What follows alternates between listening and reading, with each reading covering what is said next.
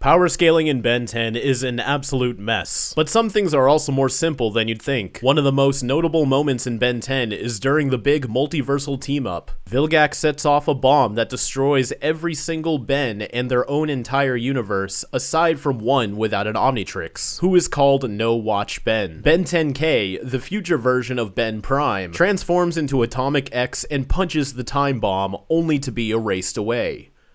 But why? We know from Professor Paradox that there are infinite universes in the Ben 10 multiverse. Parallel versions of the history we know. There are hundreds of them, ad infinitum. And from Vilgax that the bomb destroyed every universe aside from his current one. The detonation won't even touch this timeline. It's designed to wipe other timelines from existence. All of them. This shows that on some level, this bomb has the power to destroy things infinitely. If you want an official scaling term, this puts the bomb around Multiversal Plus or Tier 2A. Ben 10K, who by all means should be leagues more powerful and smarter than the Ben we follow in the show, attempts to retaliate against the bomb by using a fusion between Alien X and Atomics. A common rule among Ben 10 fusions is that the powers of those aliens are split in two. While Stink Arms is both Stinkfly and Four Arms, he is not as strong as Four Arms, nor can fly as well as Stinkfly. It's very debatable what the real advantage of using Atomics with Alien X actually does, as Alien X can do anything that Atomics can do to a ridiculous degree. But it's widely believed that Atomics' DNA mixed into the bunch gives Ben 10K better control over Alien X's powers, opposed to cutting Alien X's power in half, as cutting infinite power in half seems redundant. No matter how you look at this, it still begs the question, why did Ben 10K think merely punching the time bomb was a good idea in the first place? After hearing many sides to this debate over the past few years, I think it boils down to three possible reasons. Let's start with the one I've already suggested and defended in the past, is that Ben simply didn't know what he was up against and made the wrong move. We as the audience knew what the time bomb was due to the conversation between Vilgax and Eon, but none of the other Bens, including Ben 10K, are around to hear it. So there doesn't seem to be a way that Ben knew what was really happening and perform a proper countermeasure. While Bellicus and Serena have what we can classify as omniscience, as they have information beyond Ben's scope of knowledge, this doesn't mean that Ben has the knowledge himself. Bellicus and Serena are able to have consciousness even when Ben is not transformed into Alien X, and have even been implied to somehow outlast Ben after his death. If Ben wants information, he needs to know to ask for it, and there's a chance Ben 10K simply didn't know what the time bomb was, and was expecting Atomic X to be enough to handle it. Alien X was able to automatically survive the destruction of his own universe without even realizing it, and the time bomb wave looked like just about every other energy-based explosion we've seen in Ben 10. So Ben 10K probably didn't think any differently about it. It's also worth noting that right after this, No Watch Ben was able to use clockwork to undo the effects of the time bomb, and actually reverse the destructive energy that was able to wipe out infinite universes. This feat takes place within the same two-part story, yet usually gets overlooked, despite how ridiculously powerful it is. And we know that Alien X still scales above clockwork, so Atomic X probably could have done this too, had he known what he was up against. It doesn't matter how powerful someone is if they're able to be tricked. But let's play devil's advocate and move on to our second reason, that perhaps the time bomb really is more powerful than Atomic X. While some believe that Atomics' DNA can't actually cut Alien X's powers in half, there are those that do believe this, so let's explore that outcome. With Atomic X being only half of Alien X, by definition, he should only be half as powerful as Alien X. While cutting infinity in half seems to be useless, it is actually possible. A great example is taking an infinite string of numbers. You can take out all of the odd numbers, leaving them separate from the evens,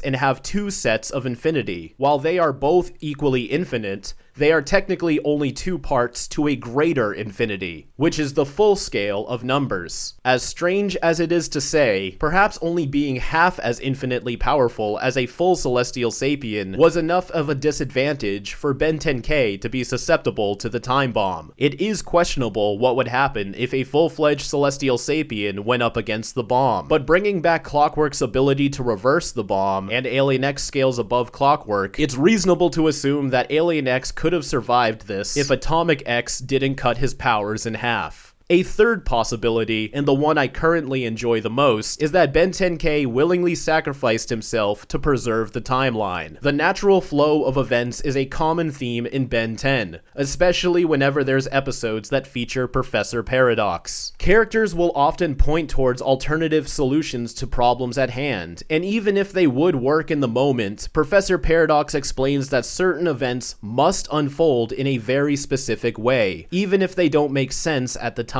You could go back in time and stop Agrigor before he gets the map. With all your powers, why don't you just snap your fingers or something and fix all this? There's a limit to what I can tell you. Things will get worse before they get better, Kevin. I'm sorry. You cannot interfere, Time Walker, and you know why. There are places I cannot go and things I cannot do. But Ben can?